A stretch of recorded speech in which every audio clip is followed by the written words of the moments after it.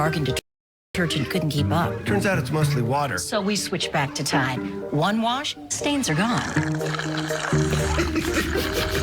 Don't pay for water. Pay for clean. It's gotta be Tide. You should be mad at tech that's unnecessarily complicated. Make ice. But you're not, because you have E-Trade, which isn't complicated. Their tools make trading quicker and simpler so you can take on the markets with confidence. Don't get mad. Get E-Trade. Together, we can do this. Our spirit is what unites us. It is what bonds us and reminds us we are all one. Which is why if you need a vehicle during this time, we are offering 0% financing for 84 months with no payments for 90 days. And the ability to shop and buy from the safety of your home. Better days are ahead, and Chrysler, Dodge, Jeep, and Ram will help you drive forward. ESPN is your source. The games cease, but the business does not. For the latest news. Tom Brady is a Tampa Bay Buccaneer. Now we'll figure out where they go next. Everything is on the table with the league right now. Expert analysis. I just want to start by asking you what the last week has been like. You've got your own story. All of you out there do. That gives you hope that ultimately the games will resume. And the best storytelling in sports. All week on ESPN. I'm never gonna let you go. Never gonna let you go. Babe, I'm never gonna let you go. No, never. Here you go. Thank you. Thank you. Never gonna let you go. Nobody likes an awkward silence. You can actually use it for something good. You haven't really been yourself lately. Are you okay? Find out how you can help a friend with their mental health at seizetheawkward.org. Welcome back. 4 inmates at the Central Detention Facility in Washington, D.C. filed a class action lawsuit earlier this week, alleging that staff members are not taking proper precautions, putting inmates at risk of being infected with the coronavirus. The lawsuit claims inmates at the jail and a neighboring treatment center, they were showing symptoms of COVID-19, but they were denied testing, waiting days before they could actually get any medical treatment. The lawsuit also alleges that new inmates, staff members, and other people entering the facility are not being properly screened for symptoms, and that inmates are not given cleaning supplies to disinfect the common areas and their cells. The Corrections Department did not immediately return a request for comment on this, but let's get into this a bit. Joining me now, MSNBC legal analyst Danny Savalas once again. Good morning to you, Danny. Great to see you today. We've talked a lot about the threat to detention facilities amidst this outbreak of COVID-19. We've talked a lot about the health and well-being of the prisoners inside, not necessarily, though, about the staff members that may compromise some of those people that are being held in these detention facilities, and how COVID-19 is penetrating the walls of a lot of these prisons and detention centers. Take us through some of the specifics here of the guidelines that these inmates say are being ignored and whether the law is actually on their side. The inmates are alleging that things like hand sanitizer are available to staff members, but not them. They're not being given things like free soap, and that the cleaning procedures are just not up to task. Those are all things, when you take a step back and look at the very essence of jail and detention facilities in America, the idea is we take a bunch of people we don't trust and we stick them in a building, and we cycle staff members in and out from the outside. And as the complaint alleges, in Jining, China, one facility had 200 people reportedly infected with coronavirus, and that was apparently brought in by one prison guard. It didn't originate in the inmate community. So the very design of jails makes them an ideal breeding ground for coronavirus, irrespective of how many reported cases they have presently. You can never truly lock down a jail facility. You can confine the inmates to their rooms, but you need staff to come in and out every day on shifts, 24 hours a day, bringing whatever they bring in from the outside into the facility where it can't get out and it only spreads. So, Danny, quickly here, it basically seems like this is an open and shut case, keeping that in mind. Not necessarily, because, again, these are folks that are being held because either one of two things: they're not trusted to show up for trial, or it's believed, the government believes, they pose a danger to the community. So from the outset, this issue of releasing inmates will come down through a balancing test. We will balance the severity of the coronavirus epidemic against the interest of these individual inmates in avoiding the risk of contracting coronavirus, or the fact if they actually do contract the virus and COVID-19. And that balancing test changes every day as the pandemic gets more and more serious. Affecting every part of our society right now. Danny Savalos, thank you so much. Great seeing you, my friend. Stay healthy. Still ahead, House Speaker Nancy Pelosi is pushing for a fourth coronavirus relief bill. But Senate Majority Leader Mitch McConnell appears to be throwing cold water on that idea. We're going to show you his new comments coming up next. At Papa John's, we want you to know that from our 450-degree oven to box to you, it's our policy that your pizza is never touched once it comes out of the oven. And we're taking extra steps like no contact delivery to ensure it. We're all at home because right now staying safe means staying in. Sling is making it easier with TV that's free, so you can stay informed and entertained with your must-have news and channels. Quarantine with Sling with 14 days of free TV at sling.com. Yes, it's the first word of any new discovery. But when allergies attack, the excitement fades. Allegra helps you say yes with the fastest non-drowsy allergy relief and turn any half-hearted yes into an all-in yes. Allegra, live your life, not your allergies. New Tide Power Pods one-up the cleaning power of liquid. Can it one-up spaghetti night? It sure can. Really? Can it one-up breakfast in bed? Yeah, for sure. Thanks, boys. What about that? Yep. It can? Yeah, even that. I would very much like to see that. Me too. Introducing New Tide Power Pods. One up the toughest stains with 50% more cleaning power than liquid detergent. Any further questions? Nope. One up the power of liquid with New Tide Power Pods. There will be parties again soon, and family gatherings. There will be parades, and sporting events, and concerts. To help our communities when they come back together, respond to the 2020 census now. Spend a few minutes online today to impact the next 10 years of healthcare, infrastructure, and education. Go to 2020census.gov and respond today to make America's tomorrow brighter. It's time to shape our future. When it comes to autism, finding the right words can be tough. Finding understanding doesn't have to be. Julian, I love you.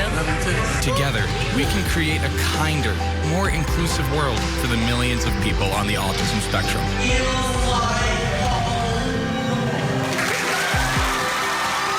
Go to autismspeaks.org.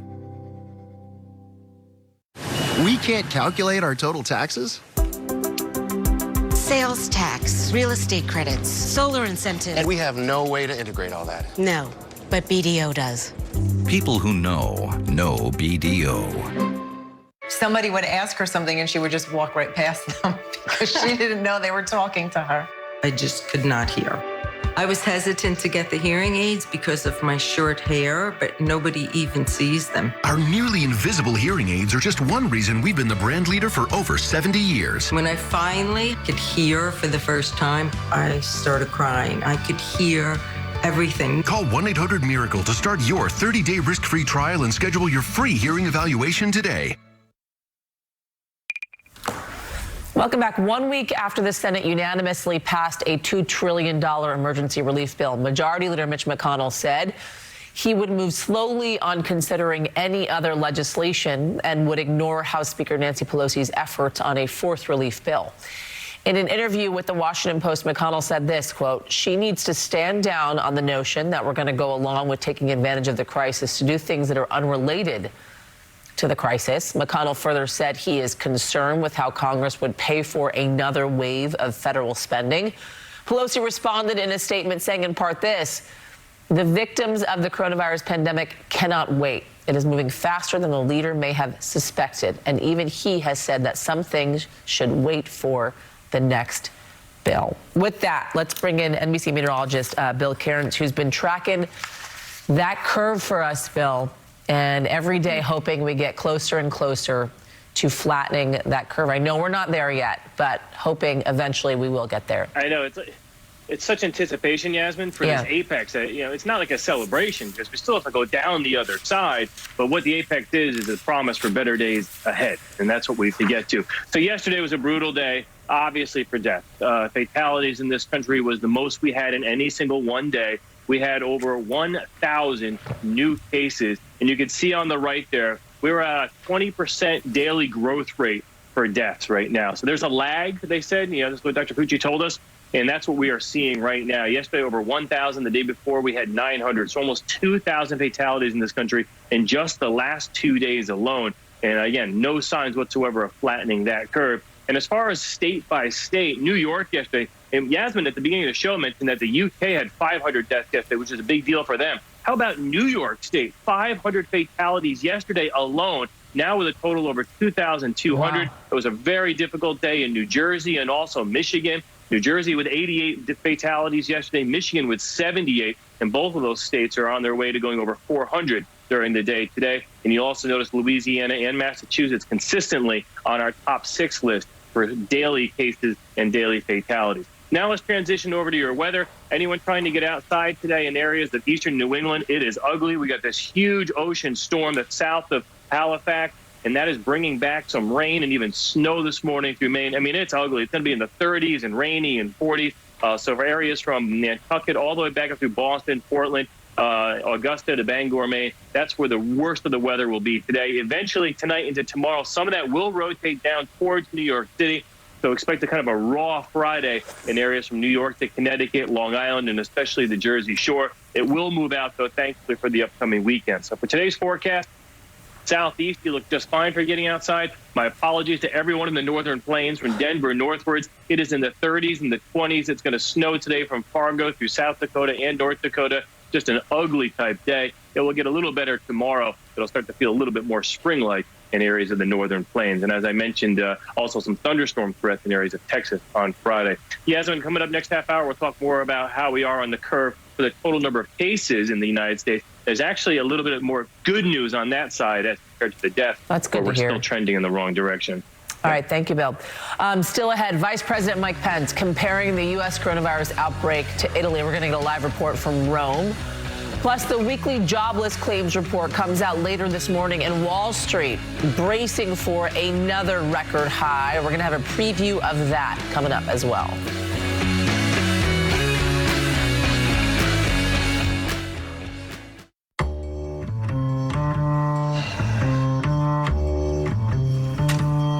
Here's a razor that works differently. The Gillette Skin Guard. It has a guard between the blades that helps protect skin. The Gillette Skin Guard.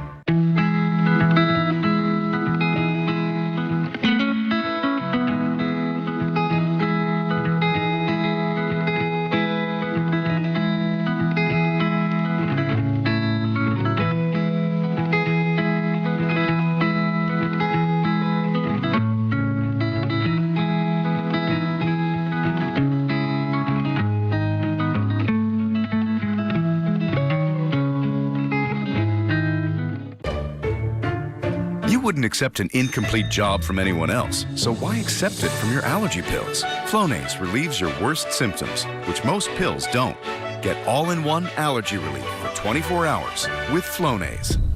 It's time for good nasal hygiene to be your new normal. Navage uses powered suction to wash, rinse, and moisturize the nose naturally for drug-free sinus relief. Navage cleans your nose by flushing out allergens, mucus, and germs. I used to get so congested, but Navage cleans out all the stuff that makes me miserable so I can breathe again. And it's so easy, anyone can do it. Online and at these fine stores. Over 1 million sold. Navage. Clean nose, healthy life. ESPN is your source. The games cease, but the business does not. For the latest news. Tom Brady is a Tampa Bay Buccaneer. Now we'll figure out where they go next. Everything is on the table with the league right now. Expert analysis. I just want to start by asking you what the last week has been like. You've got your own story. All of you out there do. That gives you hope that ultimately the games will resume. And the best storytelling in sports. All week on ESPN. When you own horses, you don't just own horses. You own a pasture, a barn, and hay. Lots of hay. You need a tractor built to get every job done right. The Kubota L-Series tractors.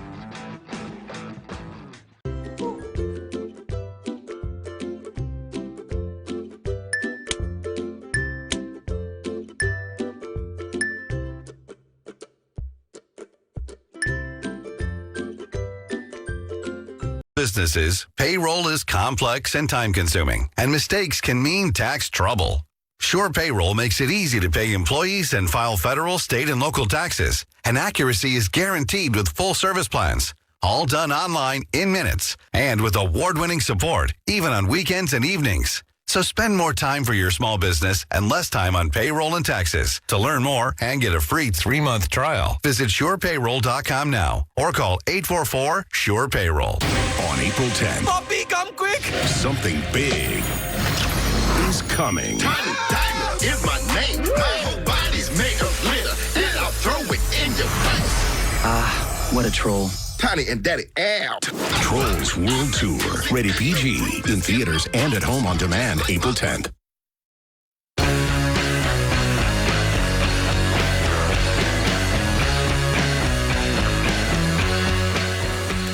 Welcome back, everybody. I'm Yasmin Vasugian. We're going to begin this half hour with the president, who says he still doesn't have any plans to implement a national stay-at-home order, despite the growing number of coronavirus cases from coast to coast. Here's what he had to say during the White House briefing just yesterday.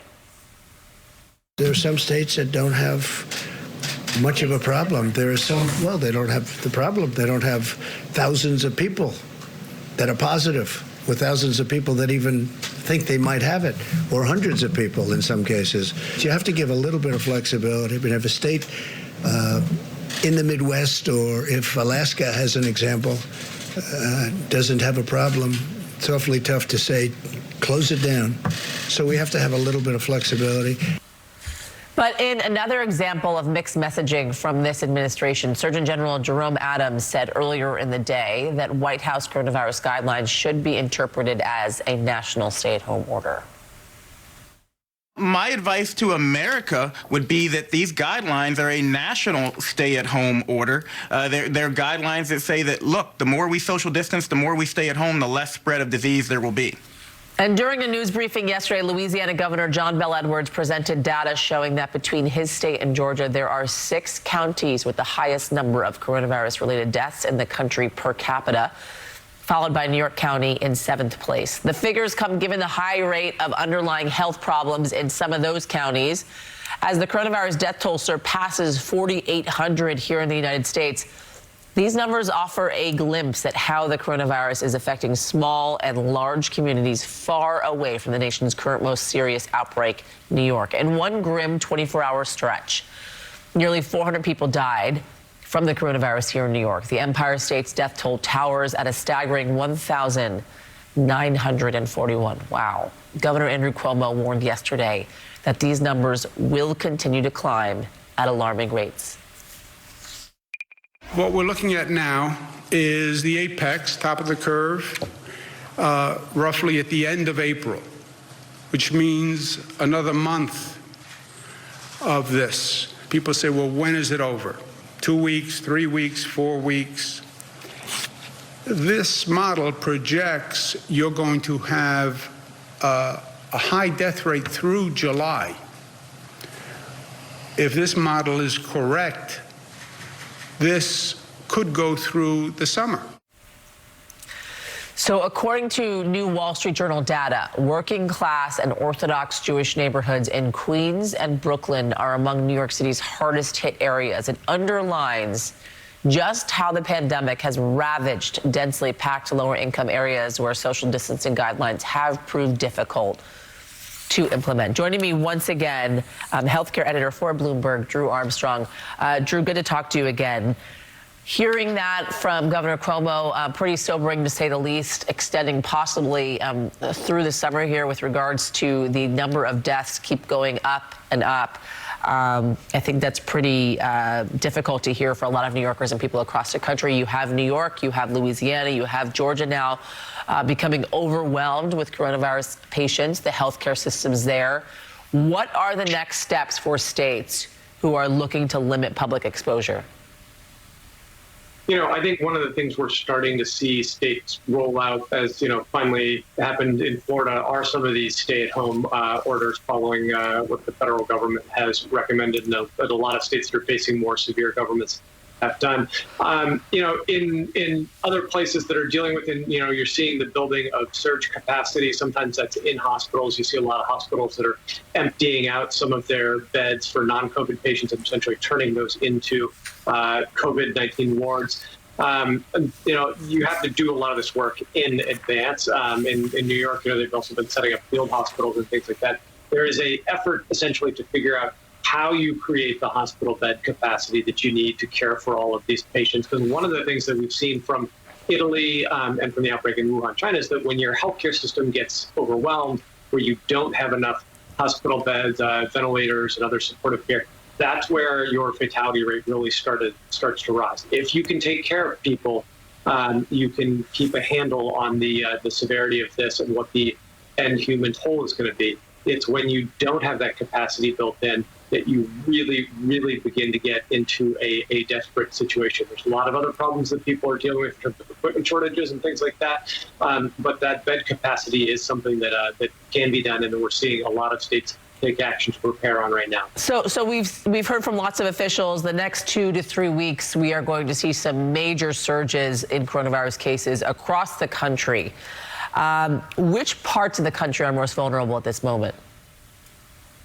If you look at areas, not necessarily by where cases, are now in the numbers, but just remember how fast these can surge. I mean, New York, I believe 2 weeks ago, was only around 500 identified cases, and we continue to have a major testing gap.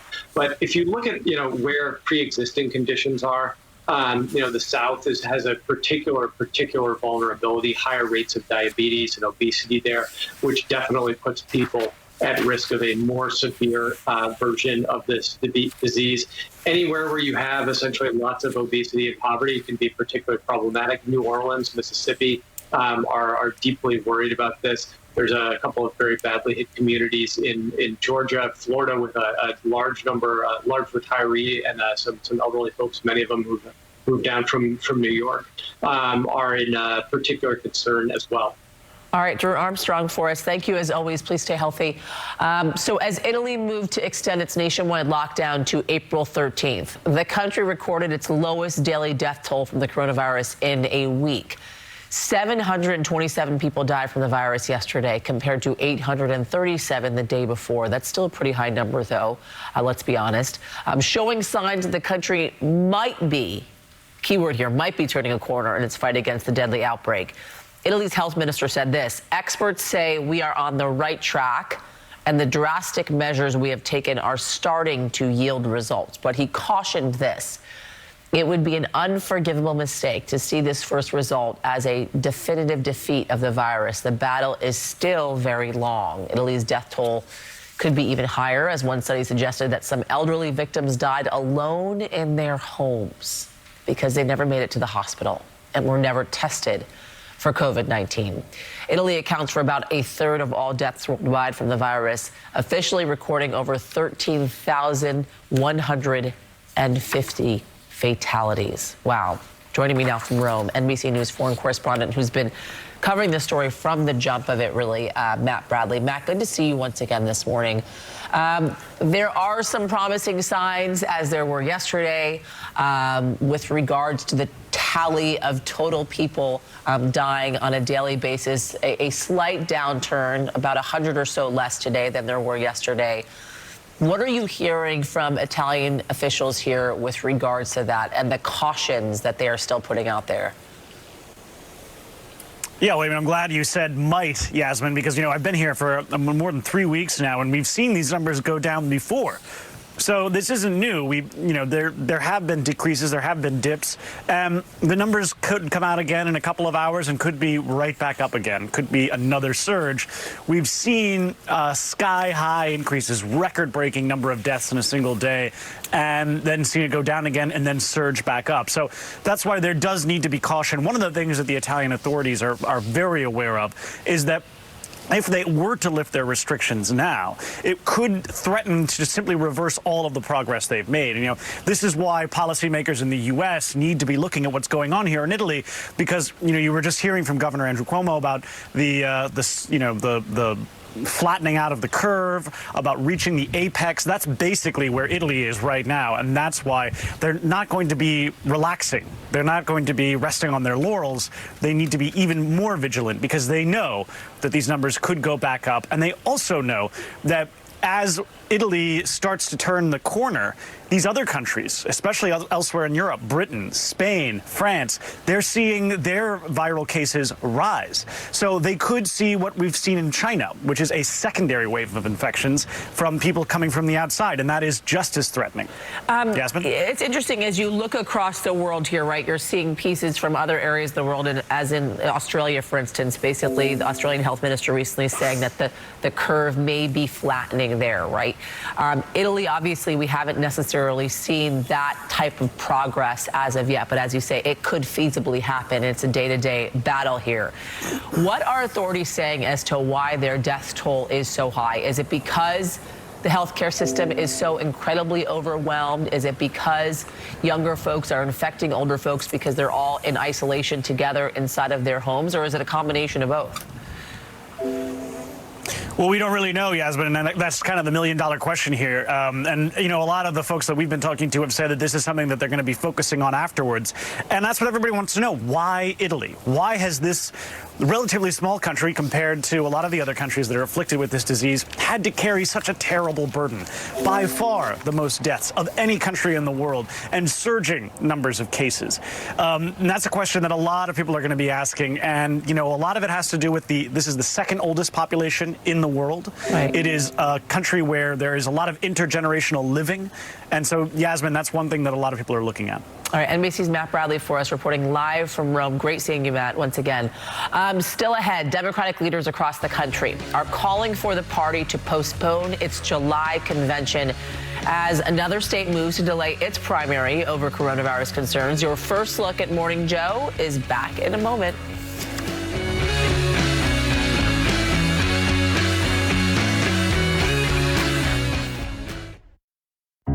These are uncertain times, challenging times. We all have questions, concerns, and a need for information. Information that can make ourselves, our families, and our communities safer, and put us all a little more at ease. There's still a lot we don't know, but we're not going to stop until we get answers, right to you, right as it's happening. Well, it's time for wrinkles. Neutrogena Rapid Wrinkle Repair. We've got the retinol that gives you results in 1 week. Not just any retinol, accelerated retinol SA. 1 week is all it takes. Neutrogena. When you take Align, you have the support of a probiotic and the gastroenterologist who developed it. Align naturally helps to soothe your occasional digestive upsets 24/7. So where you go, the pro goes. Go with Align, the pros in digestive health. When knee pain stops you in your tracks and you need relief to keep you moving, introducing Copperfit Ice, the world's first compression sleeve to include the healing sensation of menthol and the energizing properties of CoQ10. These micro-encapsulated ingredients are infused into the compression fabric and are released and absorbed by your movement. The more you move, the more Copperfit Ice delivers. This is exactly what I'm looking for. I love the menthol aroma. It's very subtle. That menthol aroma feels like it's working. I love Copperfit because it works. I used to feel my knees starting to talk to me. The knee says it might be ready to want to retire, and I'm going to keep going a long time longer. Our most advanced copper-infused compression sleeve yet, in a breathable circular knit with more support for all-day comfort and fast recovery and relief of sore muscles and achy joints. I don't work without it. I rely on it. I'm wearing Copperfit knee sleeves because it works for me, and I need that. The cooling sensation of menthol menthol and the energizing properties of CoQ10, activated by motion to keep you in motion. The more I move, it feels better and better. I haven't experienced anything like this. When you put it on, wow, the compression. It's great to find something that actually works. I haven't felt this good in years. You can't ask for anything better than that. The all-new CopperFit Ice, the most comfortable, seamless compression sleeve you will ever wear. Guaranteed, or your money back. Get your CopperFit Ice knee sleeve online now at copperfitice.com or call 1-800-701-8204. Order right now and your shipping is free. You get this one body, you got to take care of it. If something works, it works, and I want to stick with it. Sometimes you come to the conclusion that you just can't work out as much anymore. But if you find the right support, you can continue, and that's what CopperFit has made me realize. Experience the new CopperFit Ice motion-activated compression sleeves. Feel the power of CopperFit. Welcome back. Democratic Party leaders across the United States are calling for the Democratic National Committee to potentially postpone its July convention in Milwaukee due to COVID-19 fears. CBS News reporting that according to conversations with at least 43 people, including voting members and DNC staff, virtually all are calling on the party to consider alternatives. And Joe Biden earlier this week also said, quote, "It's hard to envision the July convention happening as planned." Meanwhile, the president and Republican officials say they expect their late August convention in Charlotte, North Carolina to go on unchanged, with the counsel for the RNC telling the New York Times this: the bottom line is the show must go on.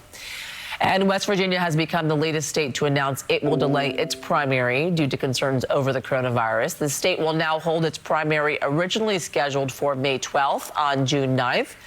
Governor Jim Justice said medical experts told him that holding the primary on its originally scheduled date would be unsafe for voters and poll workers, since health officials have warned of a surge in coronavirus cases in the coming week. So far, West Virginia has 191 confirmed cases of COVID-19.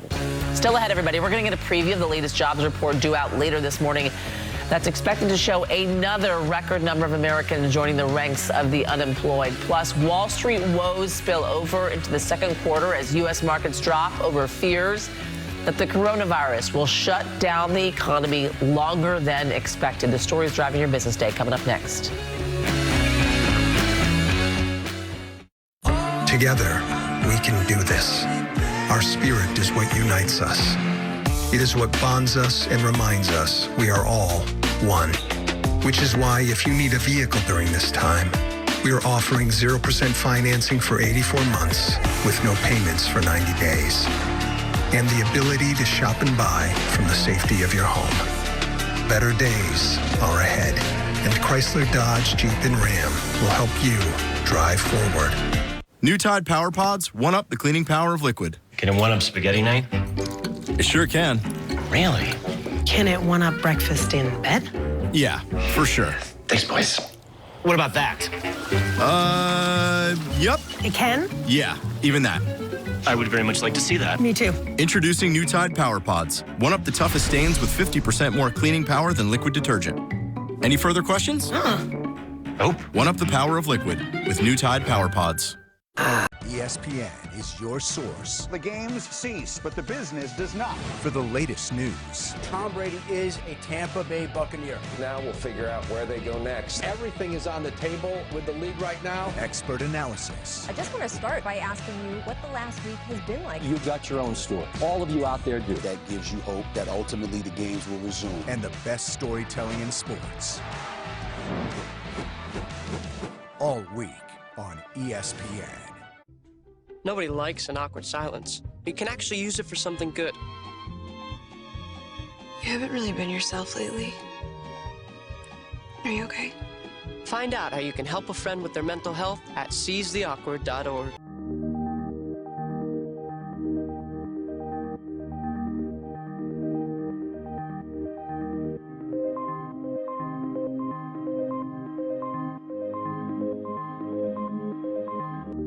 Guys, if you wake up feeling fat, bad back, heartburn, tired, then it's time to get healthy and lose weight with Nutrisystem for Men. I'm healthier, I'm stronger. Lose up to 13 pounds and 7 inches overall in your first month. Money back guaranteed. Order now and we'll rush you Nutrisystem for Men. Not only did I lose 60 pounds, I don't snore. Act now. Buy 1 month, get 1 free. Go online or call 888-915-FIT8 right now. Buy 1 month, get 1 free. As the world grapples with the coronavirus, NBC News is asking the questions on everyone's mind. How do you get your constituents who are saying, I feel fine, to understand how serious this is? Talking to medical experts. How blind are we for our lack of testing? Pressing for answers from our leaders. Do we have what we need in place right now to start manufacturing ventilators or hospital masks? Giving you a place to turn for the information you need.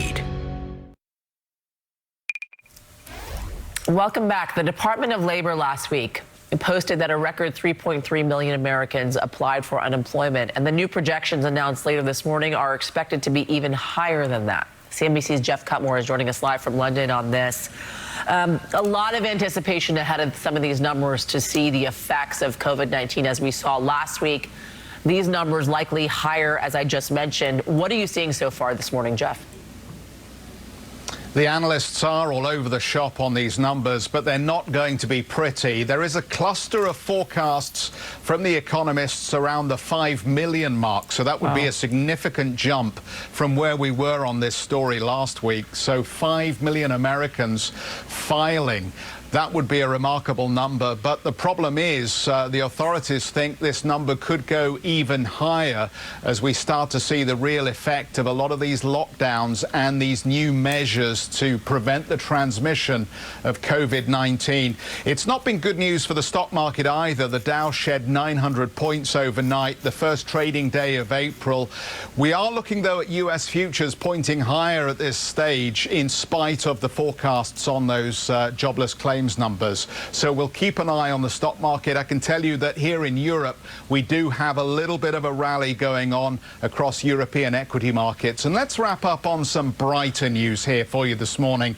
The Treasury Department has U-turned on whether those on Social Security need to file a tax return to get their $1,200 check as part of the pandemic payouts that we're seeing. The Treasury Department now says they will not have to do that. That after Democrats and many others were critical, saying vulnerable Americans on Social Security should not be forced to file a tax return to get this $1,200 that's very badly needed by so many across the country. Yeah, that is some really good news, considering that vulnerable population already having so many concerns with the coronavirus pandemic, now being a little bit more settled because of that. CNBC's Jeff Cutmore live from London on this. Thank you so much. Coming up next, a look at Axios as one big thing, and coming up on Morning Joe, as New York State's coronavirus death toll nears 2,000 lives lost. New York City's newly named COVID-19 senior advisor, former NYPD Chief James O'Neill, will join the conversation. Plus, as Senate Majority Leader Mitch McConnell urges House Speaker Nancy Pelosi to, quote, stand down on a fourth coronavirus relief bill, we're going to speak with the Senate's top Democrat, Chuck Schumer, who will be our guest. Morning Joe is moments away.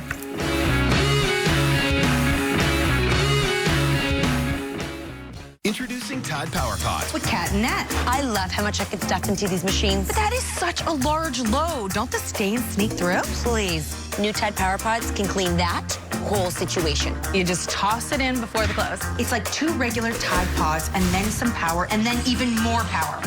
With 50% more cleaning power, even your large load got clean.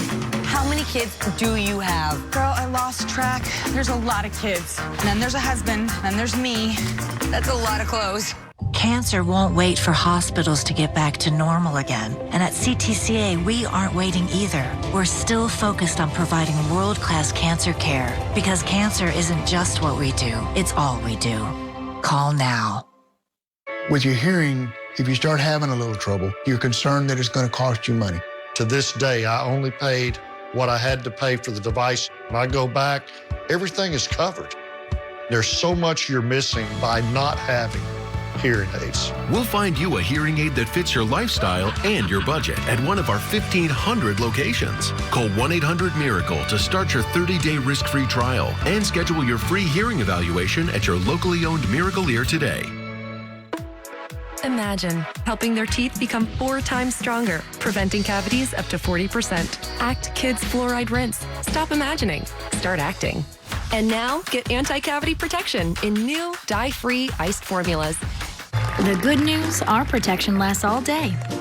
The bad news, so will this recital. Depend FitFlex underwear offers your best comfort and protection guaranteed. Because perfect or not, life's better when you're in it. Be there with Depend. Unpredictable Crohn's symptoms following you? For adults with moderately to severely active Crohn's disease, Stelara works differently. Studies showed relief and remission with dosing every 8 weeks. Stelara may lower your ability to fight infections and may increase your risk of infections and cancer. Some serious infections require hospitalization. Before treatment, get tested for TB. Tell your doctor if you have an infection or flu-like symptoms or sores, have had cancer or developed new skin growths, or if anyone in your house needs or recently had a vaccine. Alert your doctor of new or worsening problems, including headaches, seizures, confusion, and vision problems. These may be signs of a rare, potentially fatal brain condition. Some serious allergic reactions and lung inflammation can occur. Talk to your doctor today and learn how Janssen can help you explore cost support options. Remission can start with Stelara. We need to unite all the trolls, like rock, reggaeton, and techno. Get ready for the drop! Wait for it! Wait for it! Come on, man! Hit me! Wait for it! Do it already! One more time! Trolls World Tour, rated PG. In theaters and at home on demand, April 10th.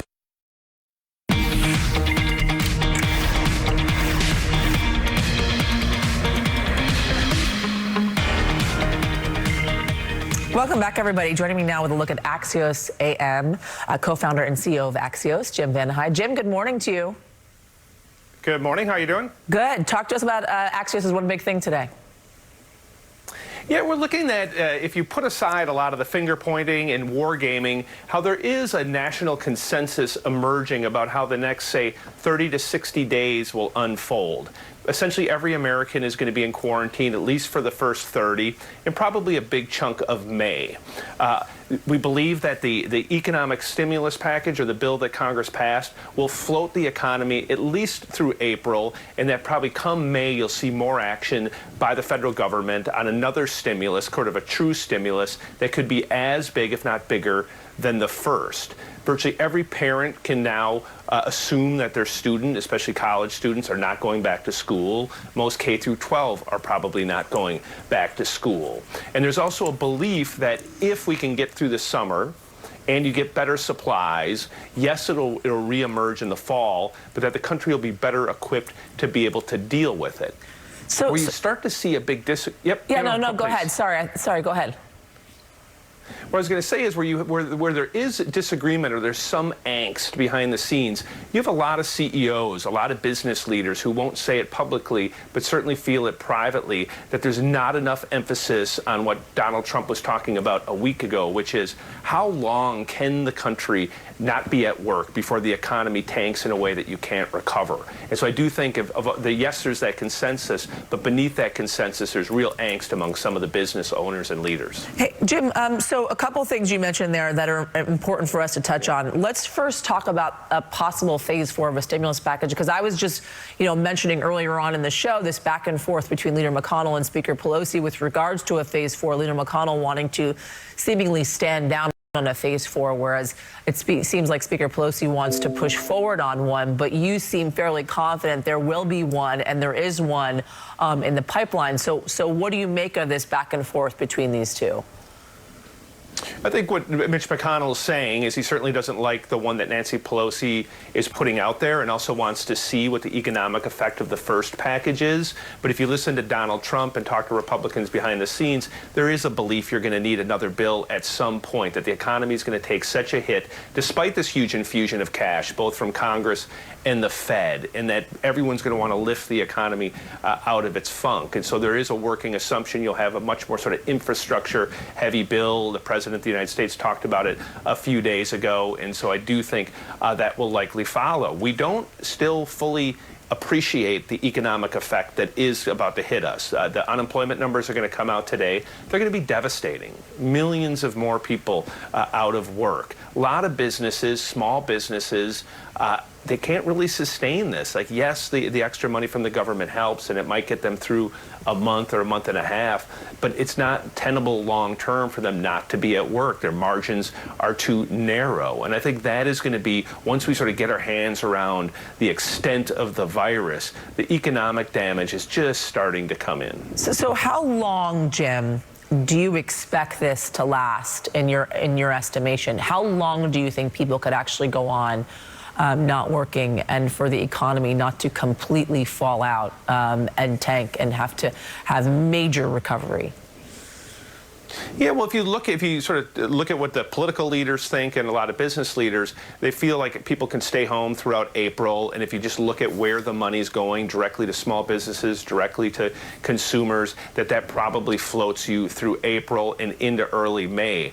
What people worry about is if this is all of May. It's why President Trump a week ago was saying, get back to work, because a lot of the business leaders were in his ear saying, you don't understand the amount of damage that we're about to do if people are not working. And I think that is going to be the tough one. And most likely what happens, and I think there's a consensus around that, is you're going to have work, a sort of a return to work staggered. It'll be staggered in a way, it might be geographic, it might be on timing, it might be who got hit first, right? If you're in Seattle, you might be back to work before in DC, where we're way behind in terms of the curve in the virus hitting our area versus the other Washington. And so those will be the things that we'll know once we have a better handle on exactly what's happening. The other thing to watch for is a lot of these instant testing, not just whether you have it, but whether or not you have the antibody. And if they can get those to market quicker, that could affect the back-to-work schedule. Yeah, hearing from scientists and doctors, that will be key. Jim Van High, stand by, by the way. We're going to see you in just a second on Morning Joe. We're going to be reading Axios AM as well in just a little bit. You too can sign up for the newsletter at signup.axios.com.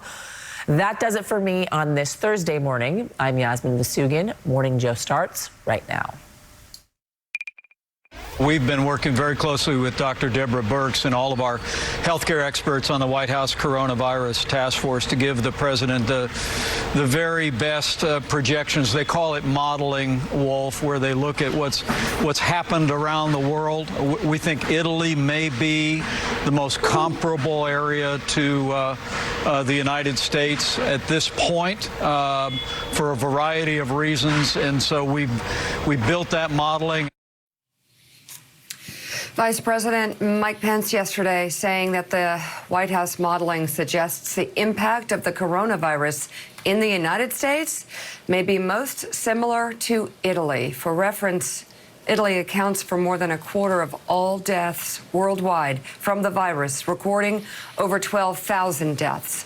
But that total death toll could be even higher, as one study suggested that some elderly victims died alone in their homes because they never made it to the hospital and were never tested for the coronavirus. Well, and Willie, that certainly is sobering news from the Vice President of the United States. Italy, of course, has been fighting through this for a month, and as a Wall Street Journal investigation uncovered, a lot of people in Italy died at home and they never bothered testing. Obviously, there were concerns about health and getting people in there to test. So those numbers are underreported. We've heard doctors in the United States and nurses saying the number of deaths in the United States are underreported, and not out of any malicious design, but just because in some places it's happening so fast that the numbers just get lost. But you look at this country, over 320 million people, and you put a per capita number on the United States, comparing it with Italy, that is grim news indeed. Yeah, that was another sobering number. The sobering number 2 days ago were the statistics Dr. Birx and Fauci gave us about the 100,000 to 240,000 potential deaths.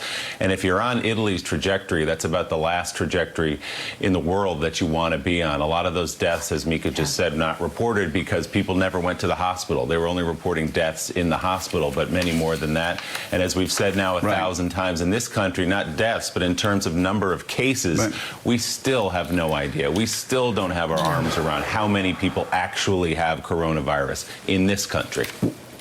We really don't. We've got some news on lockdowns that obviously will help us bring some order to this. There's news, of course, out of Washington State and California that lockdowns, early lockdowns, are really making a difference. And Willie, I look at those numbers out in California, and I think a lot of people kept expecting the numbers in San Francisco and Los Angeles to explode. San Francisco's now been on a lockdown for a couple of weeks. If they've been adhering to that lockdown, maybe they dodged this bullet. I mean, I don't want to say anything too early because again, this goes in waves. But the numbers are not exploding in California as much as they're exploding in New York, and a lot of people at the very beginning thought they would. Yeah, it's been very interesting to watch that because remember, San Francisco in particular was way ahead of the game in terms of imposing just on the city a municipal lockdown. Right away. And a lot of people thought that was wild and crazy at the time. They thought it was authoritarian. There were pictures of coyotes roaming the streets because people weren't allowed to go outside. But as of now, as you say, we don't want to get ahead of ourselves, but as of now, that looked like the way to go. So yes, Florida shut down yesterday as we hoped it would. Governor DeSantis made the decision there to tell people to stay at home. We just wonder, in the weeks that were lost on those beaches and in those bars, how many more lives could have been saved if they'd taken a more aggressive approach early. Well, we pleaded with the President of the United States to call Ron DeSantis yesterday. He did call Ron DeSantis yesterday, and the governor of Florida finally issued that lockdown order after weeks and weeks of reckless behavior. You just hope, Mika, that senior citizens, we've got over 20 million people in the state of Florida. 1 out of 4 is a senior citizen. You hope those senior citizens don't pay a disproportionate share of the pain and the suffering, the disease, the death. But there is no doubt, and you need to commend Dr. Birx, because from the beginning she has been speaking to millennials, begging them to take this seriously. Spring breakers in Florida did not do that. We got the reports last week of 5 students from Tampa coming down with the coronavirus. Now we have reports coming out of University of Texas, Austin, that 44 UT students went on spring break in Mexico against the advice of healthcare professionals. 44 now, I mean, a lot went down there, but 44 now reported having the coronavirus. And sure, if they're healthy and don't have underlying symptoms, they're going to be fine. But the impact of that, as it spreads out on the communities they go back to, on their grandparents, on their parents, could be devastating. Eric Erickson yesterday tweeted out about how you had all these people driving quite some distance to go to a church service. 3 people unknowingly were affected in that church service, and the impact of it across Georgia now is being felt because people left the church service, and Eric Erickson said that virus spread. This is how it spreads. It's not a 1-on-1 spread. It's a 1-on-3 spread, which goes to a 10 spread, which goes to it happened in Arkansas. It spreads exponentially, and that's why it's so important, as Dr. Birx has said from the very beginning, for young Americans to take it seriously. So as the number of coronavirus cases continues to balloon across the nation, more governors are now issuing statewide stay-at-home orders. Among them, Florida. Governor Ron DeSantis, his state ranks 5th in terms of the number of confirmed cases here in the U.S.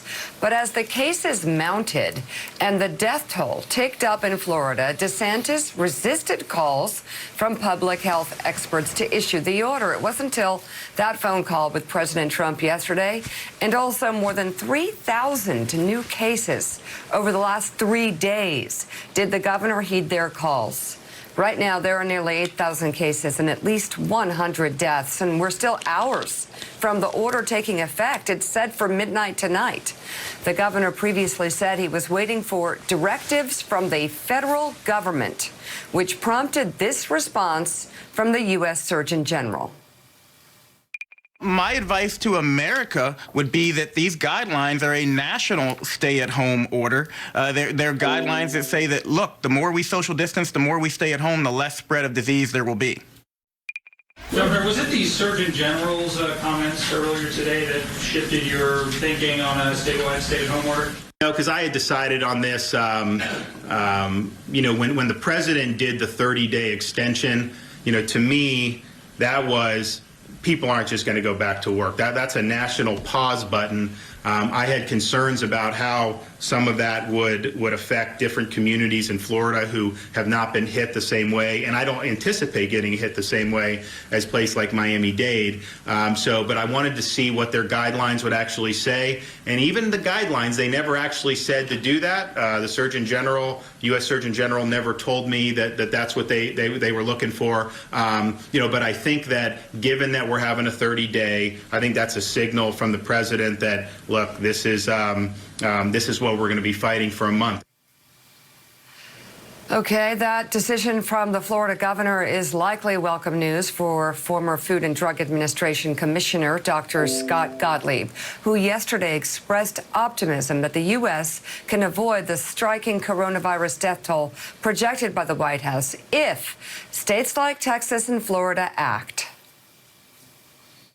I think the real wild card here and the decision point on whether or not we're going to have the bad outcome that Dr. Fauci and Dr. Birx talked about is what populous states like Texas and Florida do that really haven't taken aggressive steps. Even now, they're large states. They have large urban areas that have very dense populations. And if they don't get more aggressive, then we could be on the cusp of some of those bad outcomes. I think if those states start to act very aggressively right now, we could keep this hopefully well below those kinds of models. What needs Cuomo? Mississippi and Georgia have also issued statewide stay-at-home orders. The order from Mississippi comes more than a week after the governor superseded local efforts in his state to promote social distancing. According to state data gathered by the COVID Project, Mississippi has the highest hospitalization rate from the virus in the country. Let's just up there for a second.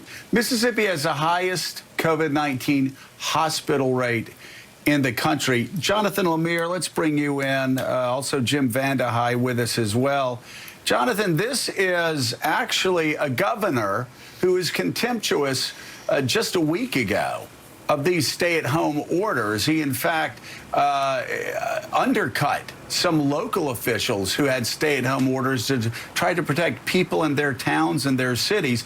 And he said wanted people to pray for him, but was going to continue to be reckless. It's like, drinking on a Saturday night and then saying, hey, everybody pray for me tomorrow morning in church. No, that doesn't really help. Don't drink on Saturday night, and you'll be much better, getting to church on Sunday morning. But this guy was like, pray for us, but I'm not going to do anything. In fact, I'm going to ignore healthcare officials and everything they're begging me to do. I'm not going to even let my local mayors do what they're trying to do to save people in their town. And now, look what's happening in Mississippi. All too predictable. Right, the number of cases there have exploded. We finally saw yesterday, Florida, Governor DeSantis acted. I know this show in particular has been championing for that for quite some time. There are images even this weekend of beaches up in Duval County near Jacksonville where you could see the line, which counties had closed the beaches and which counties had not. And those that didn't, the beaches were still packed with people.